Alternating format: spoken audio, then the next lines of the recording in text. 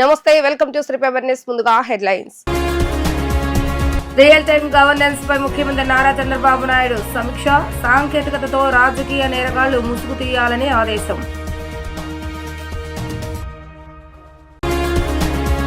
నెల్లూరులోని ప్రఖ్యాత బారా షాహిద్ దర్గాను సందర్శించిన మంత్రి నారా లోకేష్. స్వర్ణాల చెరువులో ఆరోగ్యం రొట్టెను స్వీకరించిన లోకేష్. ఇంద్రకీలాద్రిపై ఘనంగా ప్రారంభమైన శాకంబరి ఉత్సవాలు. తెలుగు రాష్ట్రాల నుంచి వేలాదిగా తరలి వస్తున్న భక్తులు. సాంకేతికతను వినియోగించి నేరరహిత రాష్ట్రంగా ఆంధ్రప్రదేశ్ ను తీర్చిదిద్దాలని ముఖ్యమంత్రి నారా చంద్రబాబు నాయుడు అధికారులను ఆదేశించారు. రాజకీయ ముసుగుల నేరాలకు పాల్పడితే వారి విషయంలో సాంకేతికతను మరింతగా ఉపయోగించుకోవాలని అన్నారు. క్రైమ్ హాట్ స్పాట్లపై సీసీ కెమెరాలతో నిరంతరం నిఘా పెట్టాలని స్పష్టం చేశారు. పిడుగులు పడే ప్రదేశంలో ముందుగానే సైరన్ హెచ్చరికలు జారీ చేయాలని సూచించారు. ప్రభుత్వ రికార్డుల భద్రతకు బ్లాక్ చైన్ టెక్నాలజీ వినియోగించాలని ఆయన దిశానిర్దేశం చేశారు.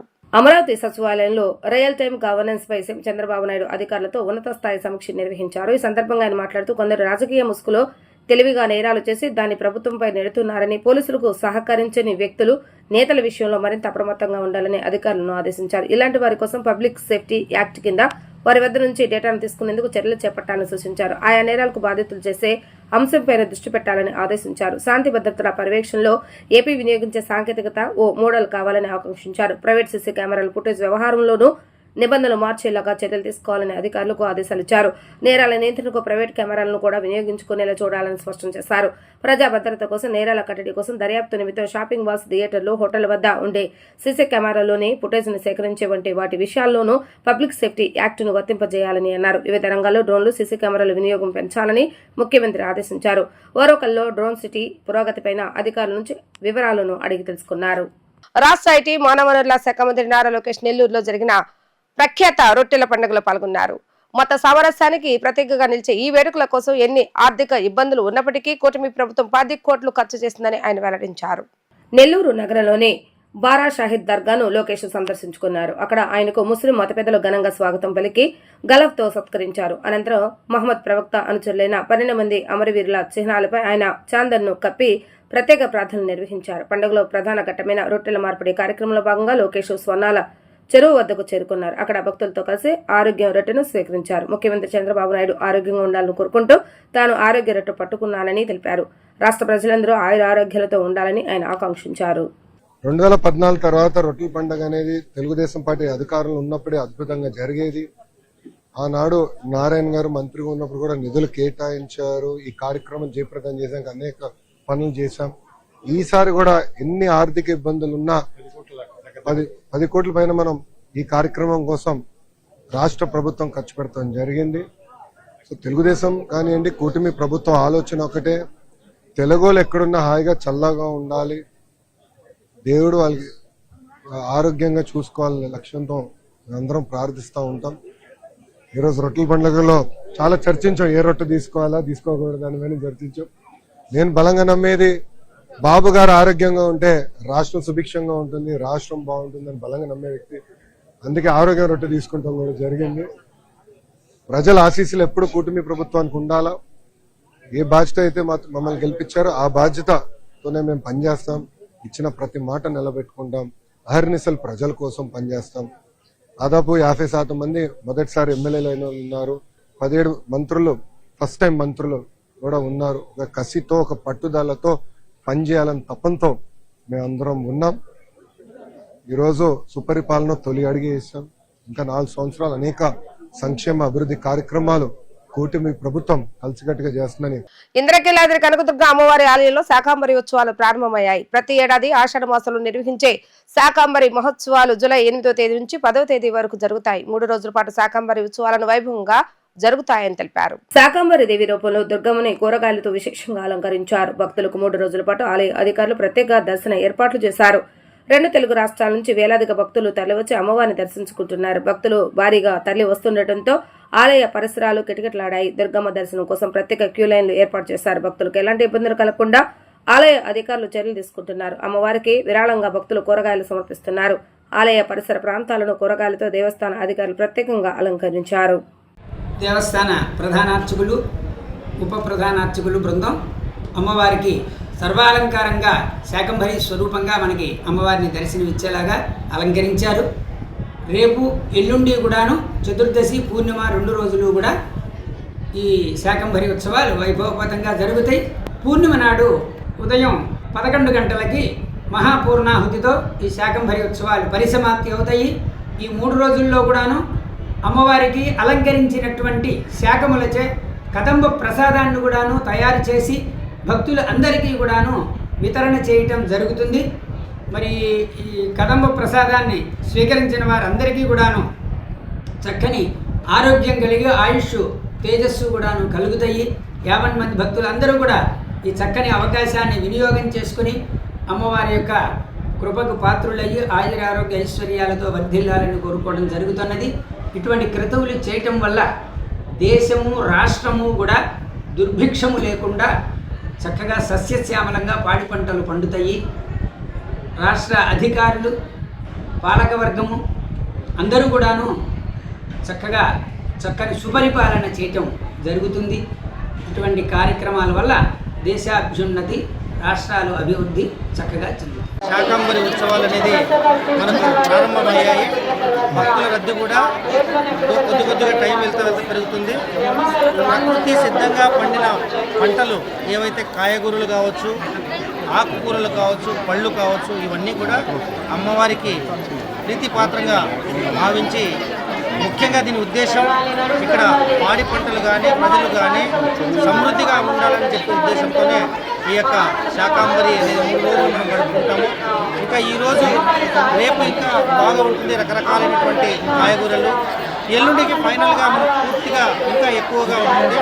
సో భక్తులందరూ కూడా నియర్లీ ఇప్పటివరకు 10 టన్నులు నిన్న నైట్కి వచ్చింది. ఈ రోజుకి 15 టన్నులకు కాయగూరలు వచ్చినాయి. కాబట్టి ఇంకా ఈ రోజు నైట్కి ఇంకా గంభీరంగా బాగుంటుందని చెప్పేసి తెలియజేస్తున్నాం. ఎన్జీఎస్ నిధులతో సుమారు 45 లక్షల రూపాయలతో నిర్మించిన అసిసి రోడ్లు ప్రారంభించడం జరిగిందని మంత్రి గొట్టిపాటి రవికుమార్ తెలిపారు. ఇంటింటికి తిరుగుతూ ఈ సంవత్సర కాలంలో ప్రభుత్వ పథకాలను లబ్ధిదారులకు అందుతాయని అడిగి తెలుసుకున్నామని ఆయన స్పష్టం చేశారు. విజయవాడ రూరల్ మండలం ఎన్కేపాడులోని సీఎం చంద్రబాబు నాయుడు తలపెట్టిన సుప్రపాలన తొలి అడుగు కార్యక్రమంలో గన్నవరం శాసనసభ్యులు ప్రభుత్వ పేర్లగడ్డ వెంకట్రావుతో పాటు రాష్ట్ర విద్యుత్ శాఖ మంత్రి గొట్టిపాటి రవి పాల్గొని ఇంటింటికి వెళుతూ తెలుగుదేశం ప్రభుత్వం ప్రవేశపెట్టిన పథకాలు అర్హులందరికీ అందుతున్నాయా అని అడిగి తెలుసుకుని వివరించి ప్రజల సమస్యలను అడిగి తెలుసుకున్నారు. ఈ కార్యక్రమంలో తెలుగుదేశం పార్టీ నాయకులు, కార్యకర్తలు పెద్ద ఎత్తున పాల్గొన్నారు. ఈ సందర్భంగా విద్యుత్ శాఖ మంత్రి గొట్టిపాటి రవి మాట్లాడుతూ ప్రజలు ఎక్కువ మంది ఇళ్ల స్థలాలు కావాలని అడుగుతున్నారని తెలిపారు. ప్రజల సమస్యలు ప్రభుత్వం దృష్టికి తీసుకువెళ్తున్నామని హామీ ఇచ్చారు. ఎలక్షన్ మేనిఫెస్టోలో ఇచ్చిన హామీలన్నీ తప్పకుండా త్వరలో నెరవేరుస్తామని తెలిపారు. అనంతరం ఎమ్మెల్యే యార్లగడ్డ వెంకట్రావు మాట్లాడుతూ నాతో పాటు మంత్రి గొట్టిపాటి రవి సుప్రపాలన తొలి అడుగు కార్యక్రమంలో పాల్గొనడం చాలా ఆనందంగా ఉందని తెలిపారు. ఎనకేపాడులో 1,25,00,000 రూపాయల నిధులతో సీసీ రోడ్లు వేయడం జరిగిందని అన్నారు. రూరల్ మండలం గ్రామాలైన ఎనకేపాడు, రావర్పాడు, ప్రసాదంపాడు గ్రామాలను ప్రత్యేకంగా చేస్తానని పేర్కొన్నారు. రావర్పాడు, ప్రసాదంపాడు, ఎనకేపాడు గ్రామాల్లో నాకు ఎక్కువ మెజార్టీ వచ్చిందని గుర్తు చేశారు. విజయవాడ రూరల్ గ్రామాల్లో 25% మెజార్టీ ఎక్కువగా వచ్చిందని, రాబోయే రోజుల్లో ఈ గ్రామాలను ముఖ్యమంత్రి నారా చంద్రబాబు నాయుడు గారితో మాట్లాడి విజయవాడ మున్సిపాలిటీలో కలిపే విధంగా కృషి చేస్తానని హామీ ఇచ్చారు. కృష్ణానది పక్కనే ఉన్న కృష్ణా జలాలు తాగలేని పరిస్థితి ఇక్కడ నెలకొందని, ఇప్పుడు ఇక్కడ త్రాగునీరులో టీడీఎస్ ఎక్కువగా ఉన్నందువల్ల ప్రజా ఆరోగ్యం క్షీణిస్తుందని ఆవేదన వ్యక్తం చేశారు. మొట్టమొదటిసారిగా ప్రజల వద్దకు పాలన ప్రవేశపెట్టింది ముఖ్యమంత్రి నారా చంద్రబాబు నాయుడు అని, వాలంటీర్లు ఇచ్చే పెన్షన్ సాక్షాత్ రాష్ట్ర ముఖ్యమంత్రి ఇస్తున్నారని తెలిపారు. గోతులు పూడ్చే దిక్కుమాలిన కార్యక్రమాన్ని గత ప్రభుత్వం మాకు అప్పచెప్పిందని ఆరోపించారు. 1-2 గ్రామాల తప్ప నియోజకవర్గంలో అన్ని గ్రామాల్లో రోడ్లు కంప్లీట్ చేస్తామని స్పష్టం చేశారు. గత ప్రభుత్వం అభివృద్ధిని గాలికి వదిలేసిందని, స్వతంత్రం వచ్చిన తర్వాత అంతా దిక్కుమాలిన పరిపాలన ప్రజలు చూడలేదని మండిపడ్డారు. రాబోయే రోజుల్లో ఎన్నికల మేనిఫెస్టోలో ఇచ్చిన హామీలు అన్నింటినీ నెరవేరుస్తామని, రాష్ట్రాన్ని అభివృద్ధి చేసి తలసరి ఆదాయాన్ని పెంచడానికి ముఖ్యమంత్రి నారా చంద్రబాబు నాయుడు అహానేసులు కష్టపడుతున్నారని అన్నారు. అమరావతిని మార్చాలని ఎన్నో కుతంత్రాలు జగన్ పన్నాడని, అమరావతిని చంద్రబాబు నాయుడును కని విని ఎరుగని అద్భుతమైన రీతిలో నిర్మిస్తారని తెలిపారు. రాబోయే 2 సంవత్సరాల్లో అమరావతి పూర్తవుతుందని ధీమా వ్యక్తం చేశారు. గన్నవరం బ్యూటిఫికేషన్ పనుల్లో భాగంగా మహాత్మాగాంధీ విగ్రహాన్ని, ఎన్టీఆర్ కాంస్య విగ్రహాన్ని ఏర్పాటు చేస్తామని ఆయన తెలిపారు. గన్నవరం కాన్స్టిట్యూన్సీ తిరుగుతాం. నేను స్థానిక ఎమ్మెల్యే గారు ఎన్ఆర్ఎస్ తోటి దాదాపు 45 లక్షల రూపాయల సీసీ రోడ్డు ప్రారంభించాము. మిగతా కార్యక్రమాలు తిరుగుతా ఉన్నాం, ఇంట్లో తిరుగుతున్నాము. సంవత్సరం పరిపాలనలో మనం ఇచ్చిన పథకాలన్నీ కూడా అడుగుతున్నాం. అన్నిటి కూడా అందుతున్నాయి లేదని, అమ్మఒడి కానీ, తల్లికి వందనం కానీ, మిగతా పెన్షన్స్ కానీ ఇవన్నీ కూడా అందుతున్నాయి అన్నారు. ఎక్కువగా హౌస్ సైడ్స్ కావాలన్నారు, వాటిని కూడా ప్రభుత్వం దృష్టిలో పెట్టుకుంది. మనం ఎలక్షన్ ముందు ఏదైతే హామీలు ఇచ్చామో అన్నింటిని కూడా తప్పకుండా నెరవేరుస్తాం. ముఖ్యంగా ఈ ప్రాంతంలో హౌస్ సైట్స్ ఎక్కువ అడుగుతున్నట్టు మా దృష్టికి వచ్చింది. వాటి మీద కూడా తగిన అధికారులకు చెప్పాం, ఎంతమందికి అవసరం ఉంటుందో చూడమని చెప్పి. చూసిన తర్వాత ప్రభుత్వం తొందరలోనే హౌస్ సైట్స్ ప్లాన్ చేసిన తర్వాత వీళ్ళందరూ కూడా ఖచ్చితంగా హౌస్ సైట్స్ కూడా ఇచ్చే కార్యక్రమం చేస్తాం. ఈ గ్రామంలో 1,28,00,000 పెట్టి రోడ్లు వేయడం జరిగింది. గత ప్రభుత్వం ఇదే రోడ్డు మొత్తం రోడ్ని ఒక పక్క 4 అడుగులు ఎక్కువ, పక్క 4 టౌన్లు ఉంటే అసెంబ్లీలో మాట్లాడడానికి దీని నిధులు మాట్లాడని పరిస్థితి. అలాగే రైల్వే ట్రాక్ పక్కన 63 లక్షలు శాంక్షన్ చేస్తే రైల్వే డిపార్ట్మెంట్ తో ఇబ్బంది వల్ల రోడ్డు వేయలేకపోయాం. రాబోయే కాలంలో ఎన్నికే బోర్డు కానీ, ప్రసాదం బోర్డు కానీ, రావర్పల్లి కానీ స్పెషల్ వస్తాను ఎన్నిక ముందు చెప్పా. ఈ గ్రామాల్లో రావర్పల్లి కానీ, ప్రసాదం బోర్డు కానీ అయితే మాకు వచ్చిన మెజారిటీ కన్నా ప్రత్యర్థికి వచ్చిన ఓట్లు తక్కువైన పరిస్థితి. ఈ గ్రామం నుంచి కూడా అత్యధిక మెజారిటీ తెలుగుదేశం పార్టీ పెట్టినాకు వచ్చిన పరిస్థితి. అలాగే నిర్మాణం విజయవాడ రూరల్ మండలంలో రాష్ట్రంలో 16% రెండు పార్టీల మధ్య వ్యత్యాసం ఉంటాయి.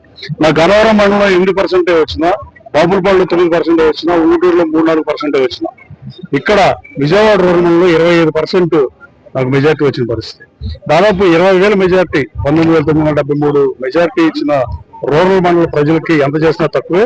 అలాగే విజయవాడ రూరల్ మండలంలో ఉండి, విజయవాడ టౌన్ లో భాగంగా ఉండి సిఆర్డీఏ ట్యాక్స్లు కానీ, హౌస్ ప్లాన్ కానీ అన్ని ట్యాక్స్లు విజయవాడ నగర పౌరులతో పాటు కడతా ద్వితీయ శ్రేణి పౌరులాగా ఈ 9 గ్రామాల ప్రజలు బతికే పరిస్థితి నాకు నచ్చట్లే. దాన్ని అసెంబ్లీలో ముఖ్యమంత్రి గారి దృష్టికి తీసుకెళ్లా. విఎంసీతో చాలా సార్లు సంప్రదింపులు జరిపినా వాళ్ళు నీళ్ళు ఇస్తాకి రెడీగా లేరు. అవసరమైతే విఎంసీలో కలిపేసైనా వచ్చే శాసనసభ సమావేశాల్లో ముఖ్యమంత్రి గారితో మాట్లాడి, మున్సిపల్ మినిస్టర్తో కూడా మాట్లాడి విఎంసీలో కలిపైనా ఈ నీటి సమస్యను తీర్చాల్సిన అవసరం ఉంది. టీడీఎస్ ఎక్కువ ఉండడం వల్ల టోటల్ డిజాల్వెన్సీ 2,000-3,000 ఉన్న పరిస్థితి. వీటి వల్ల చర్మ వ్యాధులు కానీ, గుండె జబ్బులు కానీ, కిడ్నీ ప్రాబ్లమ్స్ కానీ ఈ ప్రజలు కొట్టుకోవడం చాలా బాధాకరం. పక్క కరెన్సీ నగర్లో కృష్ణా వాటర్ తాగుతా మేము ద్వితీయ శ్రేణి పౌరులకు ఇలా ఉండడం బాధాకరం. దీన్ని పరీక్షించే బాధ్యత తీసుకుంటాం. ప్రజలవాదక పాలన చంద్రబాబు గారు ముఖ్యమంత్రి 95లో, అంతకుముందు వరకు కిలో బియ్యం పథకం పెట్టినప్పుడు ఎన్టీ రామారావు గారు ఒకసారి ప్రజల్లోకి వెళ్ళింది కానీ, ఎమ్మెల్యేలు కానీ అందరూ. తర్వాత చంద్రబాబు గారు ముఖ్యమంత్రి తర్వాత అయిన వెంటనే ప్రజల పాలన పెట్టి, ఆ తర్వాత మళ్ళీ 30 సంవత్సరాలకి ప్రజల పాలనని, ఎమ్మెల్యేలని సాక్షాత్ ముఖ్యమంత్రి వాలంటీర్లు ఇచ్చే పెన్షన్ ముఖ్యమంత్రి కూడా 12 మాసాల్లో 12 సార్లు ఇచ్చి, గౌరవ మంత్రులందరూ తిరిగి శాసనసభ్యులు, శాసనమండలి సభ్యులు, ఎంపీలు అందరూ పెన్షన్లు ఇచ్చే పరిస్థితి. అలాగే గోతులు పూడ్చే దిక్కుమాల కార్యక్రమానికి ప్రభుత్వం మాకు అప్పచెప్పింది. గతంలో ఏ ప్రజాప్రభుత్వం, కాంగ్రెస్ ఉన్నా, తెలుగుదేశం ఉన్నా, ఎవరున్నా వాళ్ళు రోడ్లు కొత్తగా వేశారు తప్ప, గత ప్రభుత్వం అభివృద్ధిని గాలి కుదిరేసి 1950 తర్వాత అత్యంత తక్కువ అభివృద్ధి చేసి పాలన అస్తవ్యస్తం చేసి గుంటలు పూడ్చే కార్యక్రమం మా ప్రభుత్వం కాబట్టి ఆ గుంటలు పూడ్చే కార్యక్రమం తీసుకున్నాం. గన్నవరంలో కూడా 4-5 ఊళ్ళు, లేదా మానికొండ దగ్గర ఆంజనేయ గుడి దగ్గర, అలాగే సెంగనగూడెం దగ్గర 3-4 గ్రామాలు, దావాజీ గుడి దగ్గర మిగతా అన్ని గుంటలు పూడ్చాం. రాబోయే కాలంలో ప్రభుత్వం సంక్షేమ పథకాలు ఇస్తే తల్లికి వందనం కూడా ఇచ్చిన పరిస్థితి. రాబోయే ఆగస్టు 15 నుంచి ఉచిత బస్సు ప్రయాణం కానీ చెప్పిన హామీలన్నీ నెరవేరుస్తూ ఈ రాష్ట్ర ప్రయోజనాల కోసం రాష్ట్ర ఆదాయాన్ని పెంచుతాకి ముఖ్యమంత్రి గారు కానీ, మంత్రులు గారు నిరంతరం కష్టపడే పరిస్థితి. మనస్ఫూర్తిగా తెలుగు ప్రజల తరఫున మన అభినందనలు తెలియజేయాల్సిన అవసరం ఉంది. అలాగే అమరావతి పట్టణం మారుద్దామని చాలా ప్రయత్నాలు చేసి కనీసం జగన్మోహన్ రెడ్డి గారు ఇంచు కూడా కదలలేకపోయాడు. సర్వశక్తులు 5 సంవత్సరాలు రాజధాని మారుద్దామని పెట్టి పాలనని గాలికి వదిలేత ప్రధాన కారణం అమరావతిని మారుద్దామని చేసిన దుస్సాంప్రదాయం అని నేను భావిస్తున్నా. అమరావతి పట్టణానికి 59,000 కోట్ల రూపాయలు నిధులు కేటాయించి పనులు ప్రారంభించారు. రాబోయే కాలంలో 2-2.5 సంవత్సరాల్లో అమరావతి పట్టణం ఎట్టి పరిస్థితుల్లో కంప్లీట్ అవబోతుంది. ఇంకెవరు ముఖ్యమంత్రి అయినా ఫ్యూచర్ లో కనీసం రాజధాని మారుద్దామన్న ఆలోచన కాదు కదా, కళ్ళ కూడా ఆలోచించే పరిస్థితులు. ఎన్డీఏ కూటమి ప్రభుత్వం సూపర్ 6 లో ఇచ్చిన హామీలన్నీ అమలు చేసి చూపుతున్నట్లుగా ప్రభుత్వ విప్ సెంట్రల్ శాసనసభ్యులు బోండా ఉమామేశ్వర అన్నారు. తల్లికి వందన పథకంలో భాగంగా ప్రతి ఇంట్లో చదువుకునే పిల్లలు ఎంతమంది ఉంటే అంతమందికి తల్లుల ఖాతాలోకి నగదును జమ చేశామని అన్నారు. భారతదేశ చరిత్రలోనే ఇదొక రికార్డ్ అని చెప్పారు. గత ప్రభుత్వం అమ్మవాడి పేరుతో ప్రజలను మోసం చేస్తే టీడీపీ ప్రభుత్వం ఇచ్చిన హామీని నిలబెట్టుకుందని చెప్పారు. సాంకేతిక కారణాలతో ఇంకా ఎవరికైనా తల్లికి వందన నగదు జమ కాకపోతే అటువంటి వారికి త్వరలోనే నగదు అందేలా ప్రభుత్వం చర్యలు తీసుకుంటుందని చెప్పారు. నియోజకవర్గంలోని 57వ division new Rajarajeswaripeta entrance Devineni Venkataramana high school సమీప వీధులు 58వ సింగనగర్ షాదీఖానా ప్రాంతంలో ఎన్డీఏ కూటమి ప్రభుత్వం ప్రతిష్టాత్మకంగా చేపట్టిన సుపరిపాలన తొలి అడుగు వాహన సదస్సు కార్యక్రమాన్ని ఘనంగా నిర్వహించారు. టీడీపీ శ్రేణులు పాదయాత్రగా ప్రతి ఇంటికి వెళ్లి ప్రజా సమస్యలు అడిగి తెలుసుకున్నారు. ఏడాది ప్రభుత్వ పాలనపై అభిప్రాయాన్ని సేకరించారు. ఈ కార్యక్రమానికి ముఖ్య అతిథిగా ప్రభుత్వ విప్ సెంట్రల్ నియోజకవర్గ శాసనసభ్యులు బోండా ఉమామేశ్వర పాల్గొని ప్రజలకు ఎన్డీఏ కూటమి ప్రభుత్వ ఏడాది పాలన గురించి, ప్రజలకు పథకాలు అమలుపై ముద్రించిన కరపత్రాలను అందజేశారు. ప్రజలకు అందుతున్న సంక్షేమ పథకాలు, వారి సమస్యలపై సమాచారాన్ని అడిగి తెలుసుకున్నారు. ఈ సందర్భంగా బోండా ఉమా మాట్లాడుతూ ఎన్నికలు ఇచ్చిన మాట ప్రకారం సూపర్ 6 హామీలన్నీ అమలు చేస్తూ సుపరిపాలనను టీడీపీ ప్రభుత్వం చేస్తుందని అన్నారు. పింఛన్ 1000 రూపాయలు పెంచడానికి జగన్మోహన్ రెడ్డికి 10 ఏళ్లు పడితే చంద్రబాబు నాయుడు అధికారంలోకి రాగానే ఒక సంతకంతో పింఛన్ను 4,000కు పెంచారని అని వివరించారు. ఇంట్లో ఎంతమంది పిల్లలు ఉన్నా అంతమందికి తల్లికి వందనం ఇచ్చామని, మహిళలకు ఉచితంగా ఏడాదికి 3 గ్యాస్ సిలిండర్లు ఇస్తున్నామని చెప్పారు. ఆగస్టు 15 నుంచి మహిళలకు ఉచిత బస్సు సౌకర్యం కల్పించబోతున్నామని తెలిపారు. అన్నా క్యాంటీన్లను ప్రారంభించి పేదల ఆకలి తీరుస్తున్నామని అన్నారు.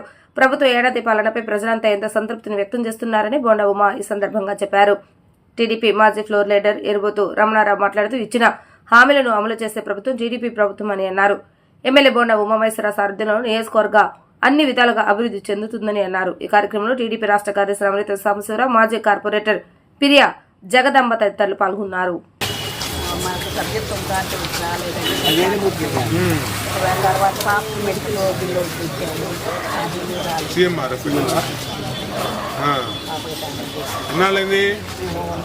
మార్చిలో ఇచ్చాము. మా ఆఫీస్లో వచ్చారా? ఒకసారి ఆఫీస్ రండి, తీసుకురా మాట్లాడతాం. బంగారు తల్లి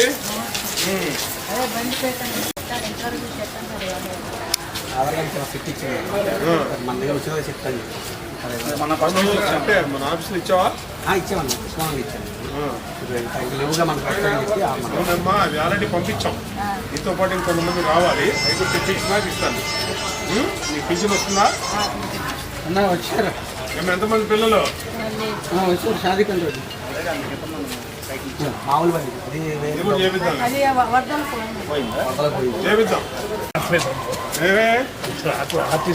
ఏం చేస్తున్నారా? ఏం చేస్తున్నావు? అమ్మా తల్లికి వండడం పడిందా? ఏమి పెట్టుకోలేదా జాబ్లో? నేను ఆర్టీసీలో రిటైర్డ్ అయినందుకే ఏం రావట్లేదు. ఏం రావని చెబుతున్నారు. ఎక్కడికి వెళ్ళి డీలు మీ కాదు గవర్నమెంట్. ఓకే తల్లి, తల్లి. ఓ సూపర్. అన్నీ బాగానే ఉన్నాయమ్మా? ఏమన్నా సమస్యలు ఉన్నాయా? అన్నీ బాగున్నాయా? ఓకే. ఈ రోజున 57వ డివిజన్ న్యూ రాజరాజపేటలో తొలి అడుగు అనే సందర్భంగా గౌరవ శాసనసభ్యులు పెద్దలు గౌరవనీయులైనటువంటి మా అన్న బోండా ఉమామహేశ్వర గారి నేతృత్వంలో 57వ డివిజన్లో కమిటీ యావత్తు మహిళా సంఘం అందరూ కూడా కలిసి ఇంటింటికి వెళ్ళి వారి సమస్యలు అడగడం జరుగుతుంది. వారికి తల్లికి వందనం వచ్చిందా, పింఛన్ ఉందా లేదా, ఇల్లుందా లేదా, అనేక సమస్యలన్నీ కూడా చెప్తూ ఉంటే వాళ్ళందరూ కూడా చాలా సంతోషంగా సమాధానం చెప్తూ ఉన్నారు. కొద్దిపాటిగా అక్కడక్కడ కూడా తల్లికి వందనం రాలేదంటే రేపు 10వ తారీఖున ఇప్పిస్తున్నారు. అలానే పింఛన్లు కూడా నెక్స్ట్ మంత్ మరి ప్రభుత్వం, కూటమి ప్రభుత్వం మరి కొత్తగా పింఛన్లు శాంక్షన్ చేస్తాయి. దాంట్లో కూడా మరి నెక్స్ట్ మంత్ పెట్టమని మాకు అందరికి కూడా చెప్పారు. ఇదే కాకుండా ఇల్లు లేని వాళ్ళందరూ కూడా ఇల్లులు కావాలని చెప్పేసి కూడా మరి శాసనసభ్యుని దృష్టికి తీసుకొచ్చారు. మరి ఆగస్టు నెలలో ఇల్లులు కూడా కొత్త ఇల్లులు పెడతారని చెప్పేసి కూడా చెప్పడం జరిగింది. ఇవే కాకుండా డివిజన్లో నిత్యం అనేకమైనటువంటి సమస్యలు ఉన్నాయి. ఆ 5 ఏళ్లలో ఇప్పుడు 1 by 1 అన్నీ కూడా తెచ్చుకుంటూ వస్తూ ఉన్నాం. ఈ రోజున ప్రధాన సమస్య ఏంటంటే ఈ డివిజన్లో మరి దొంగతనాలు కూడా ఎక్కువ జరుగుతున్నాయని చెప్పేసి కూడా మా ఎమ్మెల్యే గారు దృష్టిలో పెట్టారు. స్థానికంగా ఉన్నటువంటి వాళ్ళే ఇక్కడ దొంగలుగా కొంతమంది దొంగతనం చేస్తూ ఉన్నారు. వారికి నేను ఏంటంటే పోలీస్ కమిషనర్ గారికి మీ ద్వారా, మీడియా ద్వారా, ప్రెస్ ద్వారా విజ్ఞప్తి చేస్తూ ఉన్నా. ఇక్కడ ఉన్నటువంటి గతంలో తెలుగుదేశం ప్రభుత్వం హయాంలో 89 లక్షల రూపాయలు, సుమారు 89 లక్షల రూపాయలు ఖర్చు పెట్టి ఆ రోజున సీసీ కెమెరాలు ప్రధాన కూడల్లో ఏర్పాటు చేసాం. కానీ ఈ రోజు వరకు ఆ కేబుల్స్ అవన్నీ కూడా కట్ చేశారు. మేము పోలీస్ కమిషనర్ కోరేది, అలానే మున్సిపల్ కమిషనర్ గారిని కోరేది ఏంటంటే ఈ డివిజన్లో, ఎందుకంటే విజయవాడలో ఒక ప్రతిష్టాత్మకమైనటువంటి డివిజన్ ఇది. ఇక్కడ అందరూ కూడా పేదవారు నివసించే డివిజను. మరి అక్కడ చాలామంది కూడా ఇక్కడ నేరస్తులకు షెల్టర్ జోన్గా ఉన్నటువంటి డివిజను. ఈ డివిజన్లో సీసీ కెమెరాలు ఏర్పాటు చేయని పక్షంలో నేరాలు అధికంగా ఉంటాయని చెప్పి ఈ సందర్భంగా తక్షణం మరి ఎమ్మెల్యే గారు మీకు చెప్పున్నారు కనుక ఈ డివిజన్లో ఉన్నటువంటి సీసీ కెమెరాలు అన్నీ కూడా రిపేర్ చేసి సీసీ కెమెరా అందుబాటులో తీసుకొస్తే నేరస్తుడు కదలికలు వెంటనే పోలీసు వారికి అందుబాటులో ఉంటాయి. తద్వారా నేరాలు కూడా తగ్గుముఖం పడతాయని, ఆ ద్వారా మరి పోలీస్ కమిషనర్ గారు ఇక్కడ ఉన్నటువంటి పెద్దలందరూ కూడా సహకరించాలని స్థానికంగా ఉన్న వాళ్ళకు కూడా మేము చెప్తా ఉన్నాం. మీరు మీ పరిధిలో కూడా ఎవరైనా సరే అనుమానితులు ఉంటే పోలీస్ స్టేషన్లో సిఐ గారికి కానీ ఎస్ఐ గారికి చెప్పాలి. పెద్ద విషయం ఉంటే ఎమ్మెల్యే గారి దృష్టిలో పెడతాం.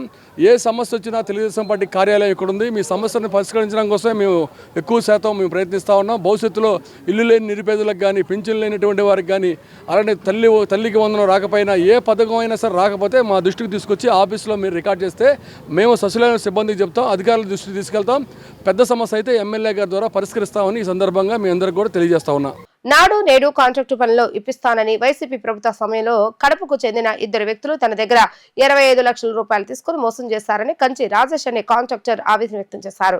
గాంధీనగర్ ప్రెస్ క్లబ్ నందు నిర్వహించిన విలేకరుల సమావేశంలో బాధితుడు కంచి రాజేష్ మాట్లాడుతూ 2020 డిసెంబర్ నెలలో సుదర్శన్ రెడ్డి, నాగార్జున అనే వారికి చెల్లించిన నగదు బ్యాంక్ ఖాతా నమోదులను చూపించారు.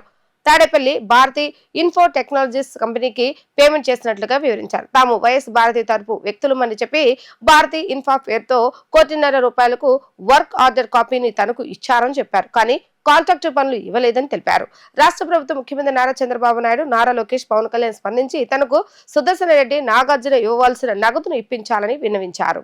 2020 డిసెంబర్ 16వ తారీఖున బి సుదర్శన్ రెడ్డి, నాగార్జున అనే ఇద్దరు నా దగ్గర నాడు నేడు ప్రోగ్రామ్కి కాంట్రాక్ట్ ఇప్పిస్తానని 1,50,00,000 కాంట్రాక్ట్ నాకు ఇప్పిస్తానని చెప్పి 25 లక్షలు నా దగ్గర వసూలు చేసి ఆ తర్వాత అడిగితే కాంట్రాక్ట్ లేదు, ఏమీ లేదు అని చెప్పి నా దగ్గర డబ్బులు తీసుకున్నారు.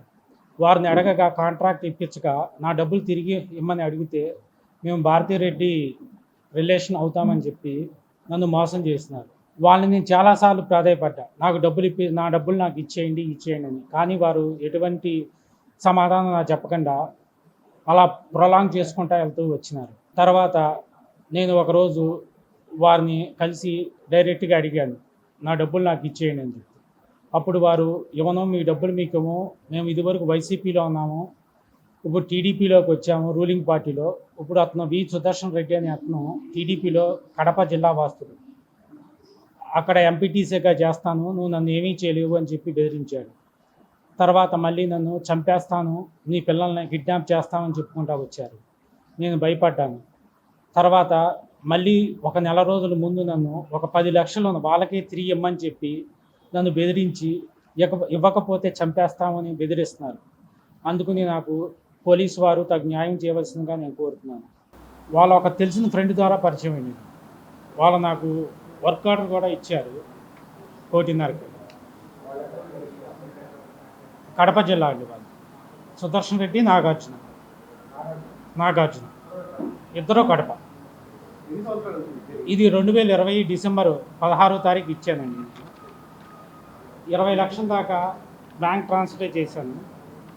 తర్వాత ఒక 5 లక్షలు క్యాష్ ఇచ్చాను. ఇప్పుడు ప్రజెంట్ టీడీపీలో ఎంపీటీసీ సుదర్శన్ రెడ్డి గారు. నేను ఒక్కనే ఇచ్చాను.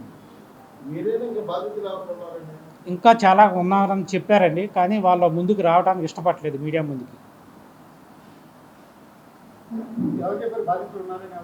వాళ్ళే నన్ను వచ్చి కలిశారండి. మేము ఇలా మోసపోయామండి, కట్టాము, నాడు నేడుకి డబ్బులు కట్టాము, మాకు ప్రాజెక్టులు ఇప్పిస్తున్నారు, ఆయుష్ కార్డులు, హెల్త్ కార్డులు ఇప్పిస్తాము, తీసుకున్నారండి.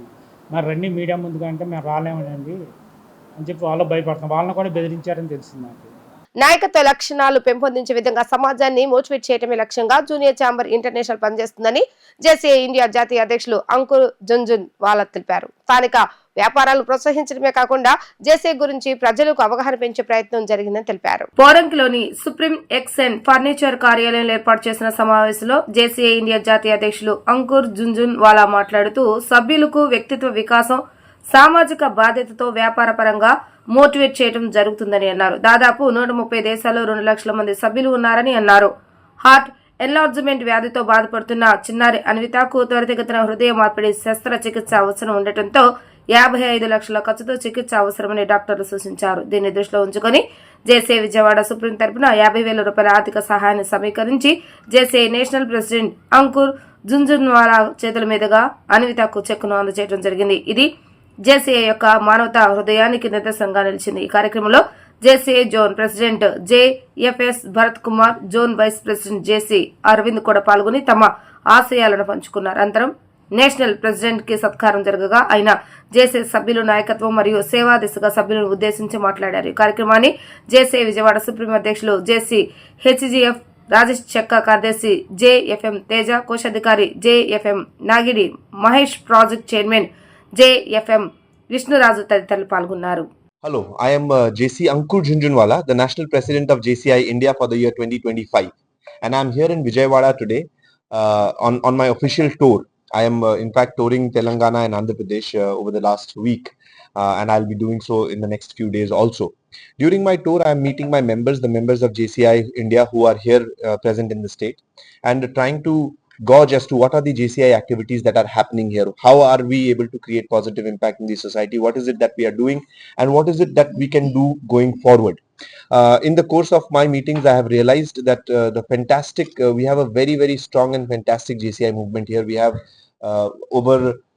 between the two states, we have more than, I think, 5,000 members, JCI members who are here, and all of them are constantly and consistently working for the society. Presently, I am here in Vijayawada, which is a part of Zone 26 of JCI India. We have divided JCI India into 28 zones, and this is Zone 26 of JCI India. With me is the Zone President, JC Bharat. And in Vijayawada also, I can see that JCI members are actively engaged in providing sustainable solutions to the society that they are living in. For example, this one chapter of ours, JCI Vijayawada Supreme, which is located here, they were approached by a family which was in dire need of some funds because one of their young child needed an operation of the heart, and the father was incapacitated after having met an accident. So in the last 2 days itself, because it was an urgent surgery that was needed, in the last 2 days itself, this LO has been able to collect in form of donations 55,000 rupees, and they will be presenting it to the family today. So this is just one example of the kind of activities we do. We create we work with students, we work with people of underprivileged societies, we work with unemployed youth, giving them vocational training, providing them the skills necessary to start earning their own living. So these are the activities that JCI does.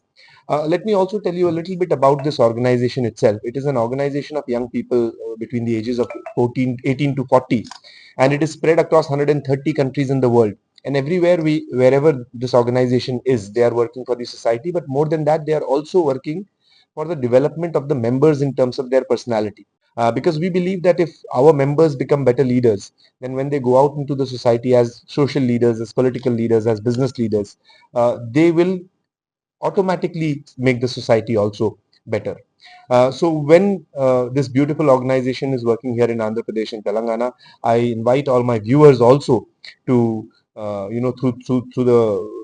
through your news channels to associate with this beautiful organization and contribute in creating social impact in the society, and look at their own lives, experience their own lives changing right before their eyes. That is what JCI can do to you. Thank you so much. మా national president, మా జాతీయ నాయకుడు మాతో పాటు ఉన్నారు, Ankur జుంజులవాలా sir.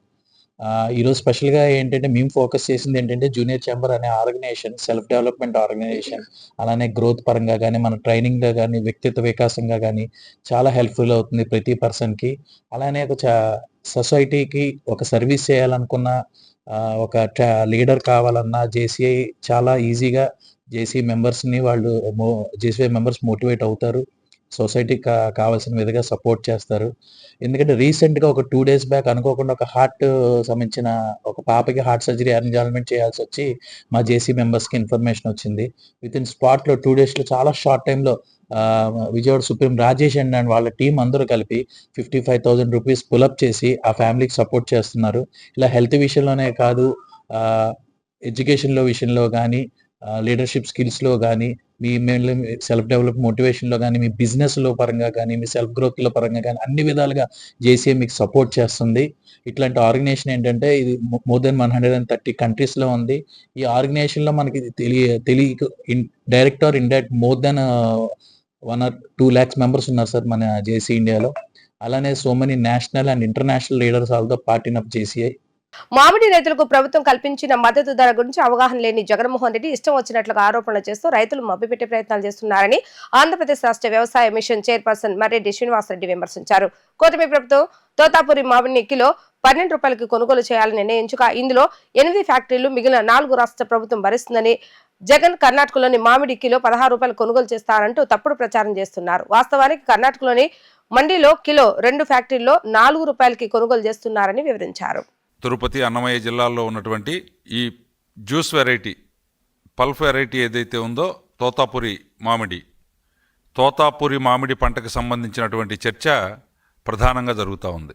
ఇందులో వాస్తవాలు వక్రీకరణలు ఈ రెండింటి మధ్య రైతాంగాన్ని ప్రజానీకాన్ని అయోమయానికి గురి చేయాలి, ఒక తొక్కిసలాట క్రియేట్ చేయాలి, అందులో నుంచి పైచాచిక ఆనందాన్ని పొందాలి అనేటువంటి తలంపుతోటి ఈరోజు విపక్ష నాయకుడిగా ఉన్నటువంటి 2019 నుంచి 24 వరకు ఈ రాష్ట్రంలో అధికారాన్ని చలాయించినటువంటి ముఖ్యమంత్రిగా ఉన్నటువంటి వైఎస్ జగన్మోహన్ రెడ్డి గారు తన సహజ సిద్ధమైనటువంటి విధ్వంసకర ఆలోచనలతోటి విద్వేషాలు రెచ్చగొడుతూ పబ్బం గడుపుకునేటువంటి లేదా తను లబ్ధి పొందేటువంటి తత్వం ఏదైతే ఉందో దాన్ని ప్రతి సందర్భంలో కూడా ఆ విషయాన్ని చిమ్ముతూనే వస్తూ ఉన్నాడు.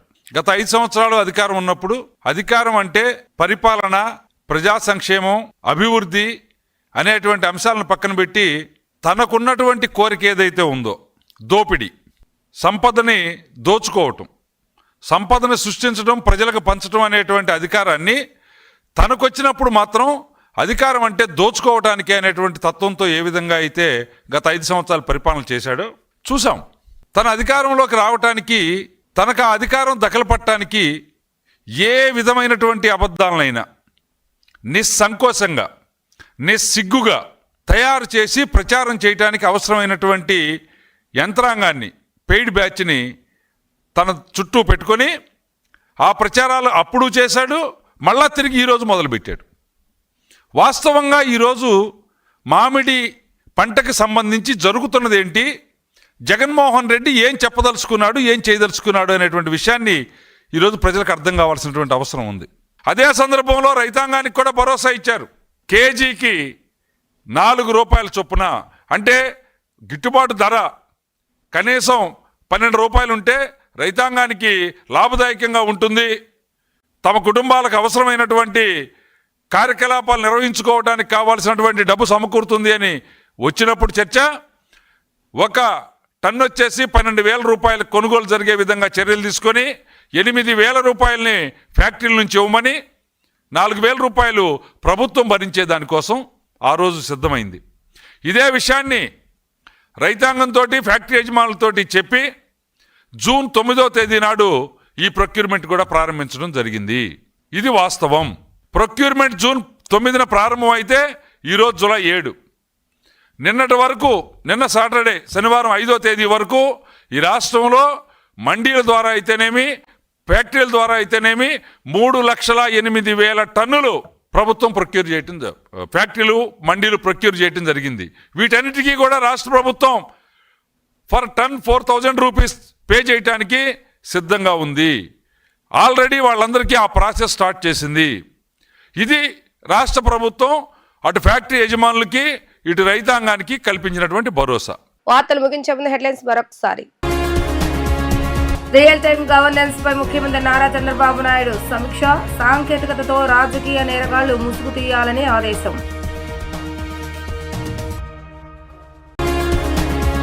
నెల్లూరులోని ప్రఖ్యాత బారా షాహిద్ దర్గాను సందర్శించిన మంత్రి నారా లోకేష్. స్వర్ణాల చెరువులో ఆరోగ్యం రొట్టెను స్వీకరించిన లోకేష్. ఇంద్రకీలాద్రిపై ఘనంగా ప్రారంభమైన శాకంబరి ఉత్సవాలు. తెలుగు రాష్ట్రాల నుంచి వేలాదిగా తరలి వస్తున్న భక్తులు. ఇవి రోజు వార్తా విశేషాలు. మరలా 3 ప్రసారమైన వార్తలో మళ్ళీ కలుద్దాం. అంతవరకు సెలవు, నమస్కారం.